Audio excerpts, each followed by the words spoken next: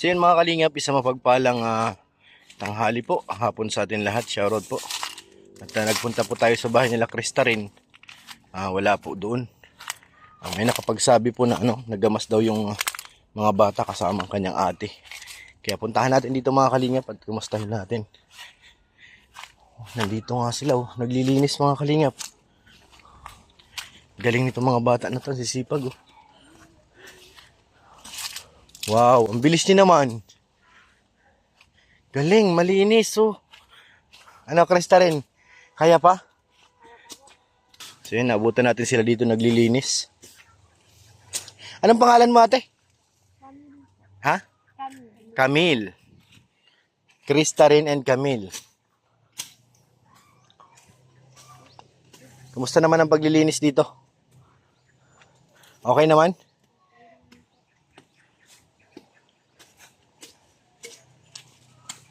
So yun mga kalingap. Krista rin, magkano ang kontrata niya dito paglinis? 1,000 po. 1,000 itong dito lugar na to? Opo. Wala, na may nangagat na. May mga hantik. Uy, hantik. Grabe mga kalingap, may mga hantik. Iwanan mo muna yan. Lipat ka muna doon sa Ang daming hantik. Ano yan, pang baon nyo. Kikitain. Pag may tiyaga talaga mga kalingap. Pero ang hantik hindi nagtsatsaga. Si Krista rin, uy dami. Ang daming hantik.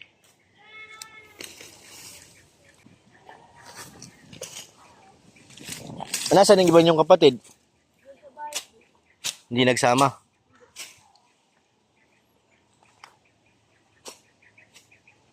Ate, baka tamaan yung paa mo ng itak. Uy, ang lalaki ng hantik niya. Din sa'yo, te, meron na rin dyan. Yan, tingnan mo, baka umakyat sa paa mo. Mga gumagapang na. Gawa yan ng mga may mga bulok na dahon dyan yung nagkatago yung palapan ng nyug.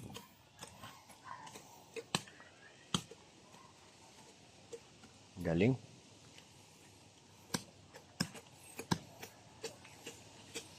Ano, Krista rin, pag ano to, babayaran kayo kaagad dito o Pagkatapos pa po. pagkatapos gawin sa kayo babayaran? Ilang araw ang estimate mo? 2 po. Dalawa. Malawak po kasi dito yung ginagabihan po. Hmm, Panilang po ng family. ginagamasan mo rin yun. Opo, mag-isa lang po. Ay, grabe si ate, ang sipag naman. Doon banda yun sa inyo? Opo.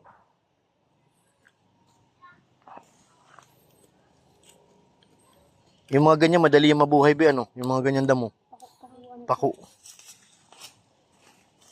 Pag may naiwan po ugat sa ilalim. Natubo rin ka agad Dapat may guwantes pala. So ayan, sinunog na nila yung yung mga basura na nakuha.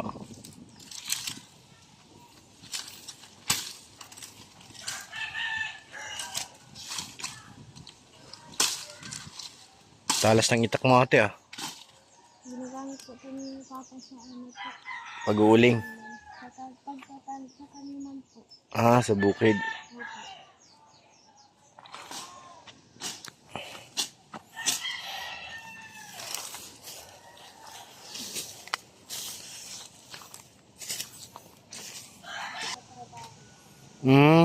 Doon lang di malapit sa inyo yun, yung may-ari.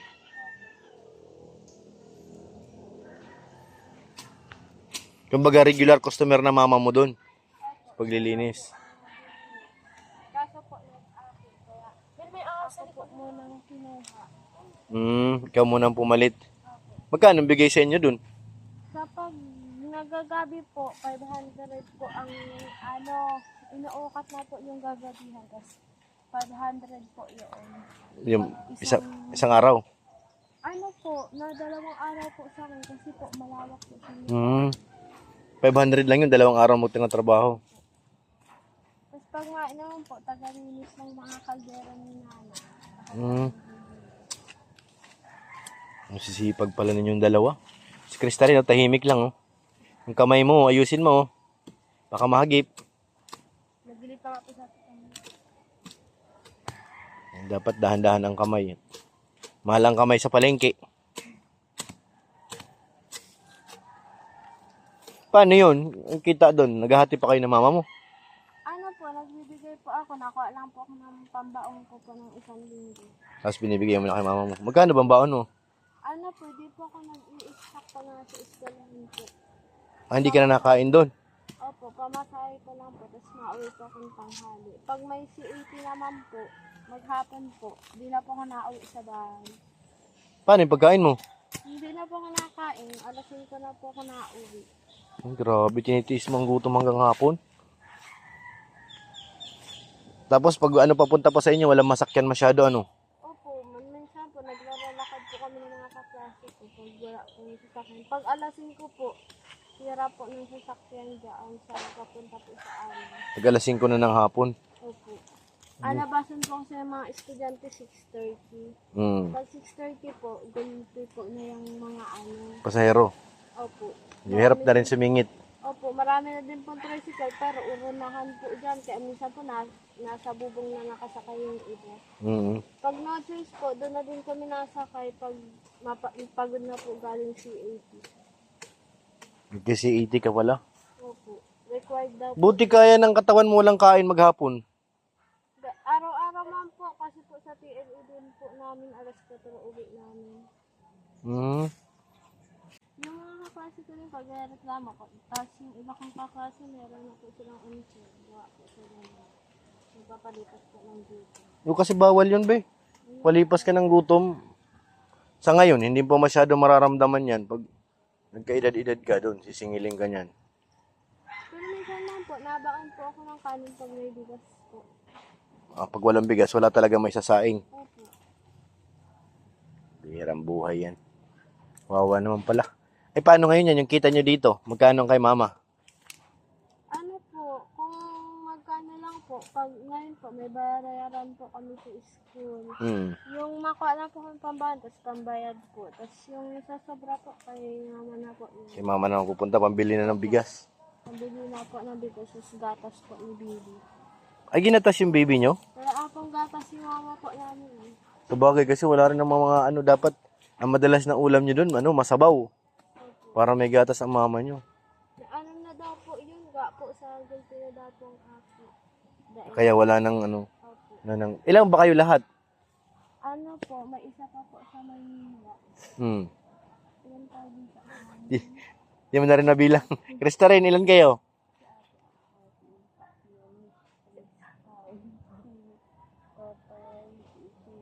Si 8 po kami lang. 8. Pang 8 yung baby. Opo. Marami-rami na nga. Tapos 7 lang po kami nandito. May isa pa po sa Maynila. Bakit napunta sa Manila yung isa? Doon po talaga kami dalawa ni ate ko. Sa Manila dati. Opo, nag-transfer lang po ako dito. Ano yun, nagkatrabaho ate mo doon sa Manila? Hindi po, nag-aaral din po doon po kay Tito. Scholar po yun. Tito nyo nagkapaaral. Opo. Parang tumutulong-tulong na lang siya Opo. sa pamilya. Ano po, doon po talaga kami, laki po kami doon. Kami po ang bunso doon sa bahay. Si Krista rin lang ang nandito. Opo. Bali siyang tumatayong panganay dito noon. Opo. Nung wala ka pa. Siya po baga ang pinakapanganay po sa stepfather namin. Siya na ang pinakapanganay dito.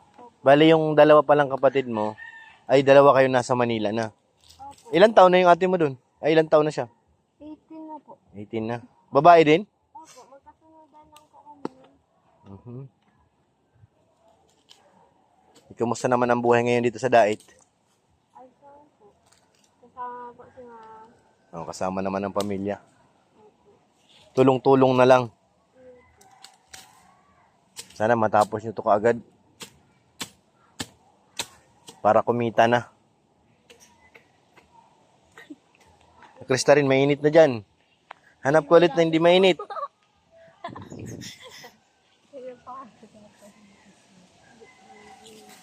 Ilan taon ka na ngayon ate? Mga 18 po. 18 ka na. Kaidaran mo aking panganay. Sa May. 18 na yun. Malayo po po ako sa October po po. October pa sa iyo. Hindi ka na bago dito sa Manila, mas ano dun Hindi ka gaya dito sa Dait na hands-on. Dun sa Manila, moron ano dun sosyal ang tao. Opo, lahat po pati doon. Libre na Baka bumalik lang din po ako doon. Papabalikin daw po din ako doon sa college kasi daw po mahal daw po ang ano dito. Doon ka magka-college? Hindi daw po kayo nila ano daw po. Kaya babalik po ulit ako doon kay tita. Saan sa Manila yon? Sa Makati po. Saan banda sa Makati? Madalas din ako dyan eh. Sa West po. West Rainbow? Malapit lang sa amin. Pateros lang kami. Ay, malapit nga lang Mm. sa amin. Pateros lang kami. Alam mo yung Pateros, di ba? Opo. Yan lang kami.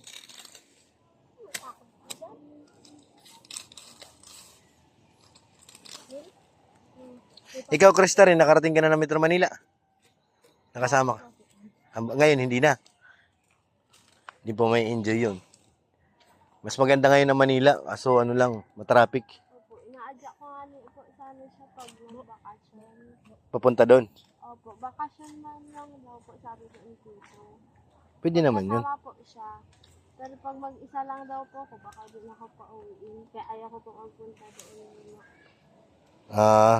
Kaya kailangan uuwi ka doon kasama si Krista rin. Ano po, pag nag-uwi ako doon, dapat malaki na si Bibi para po wala nang ano po. Malaki na yung bunso nyo. Opo. Mga 3 taon na, pwede na po din makakagawa na ngayon po. Marami pa pong gawa.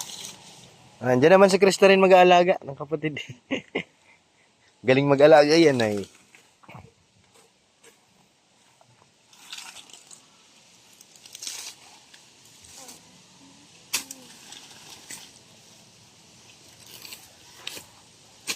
So ayan, may nakita si Krista rin. Ano yan, Krista rin, Chucky? Oo nga, si Chucky nga. Kawawa naman. Baka ginagamit ng ano yan. Mangkukulam. Nilalagyan ng buhok kasi sinutusok ng karayom.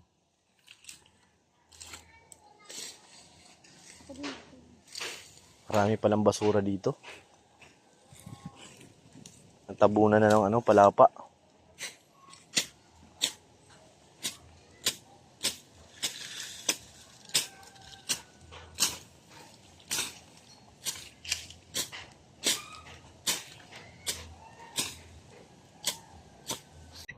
No, Krista rin, napagod ka? Hindi naman naramdaman ang pagod?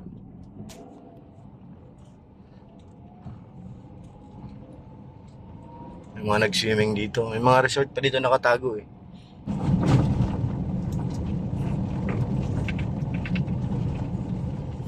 Ayan, bibigay na natin yung pambaon ng mga bata. Para sa inyo, pambaon nyo ning. Hawakan nyo. Ingat kayo sa pag-uwi. Diyan naman ang bahay nyo, malapit na, di ba? Yan nyo na lang kay papa nyo na hinatid ko kayo dito. Opo. Sige, bye-bye. Bye mga ining. So yan mga kalingap. Kami rin na uwi na. At nahihatid na natin yung mga bata. Nakaawa baga walang masakyan dito eh. Kung pauwi sila walang tricycle. Maglalakad, malayo po pinaggamasan nila. Kaya nihatid na lang natin. So yun, maraming salamat po syempre kay Ate Ani Haramilla. Thank you po. Kay Ate Jenny, salamat po ate. Kay Ate Elizabeth, mga salamat ate. At kay Ate Ofe 34, maraming salamat. Sa Labin Care Group, shoutout po sa inyo, maraming salamat. At kay Madam Judge, kay Ate Martes, kay Sarwingan, salamat po. Kay Ate Summer Girl, salamat po. Kay Ate Luminada, thank you po. Kay Ate Meros Velasco, salamat po. Yan mga kalingap, huwag po natin kalimutan siyempre suportahan ang mga upload ni Kalinga Prab, ni Kuya Bal, ni Ate Edna sa kanilang mga YouTube channel para mas marami pa tayo matulungan ng mga kababayan. Maraming salamat po. God bless po. Bye-bye.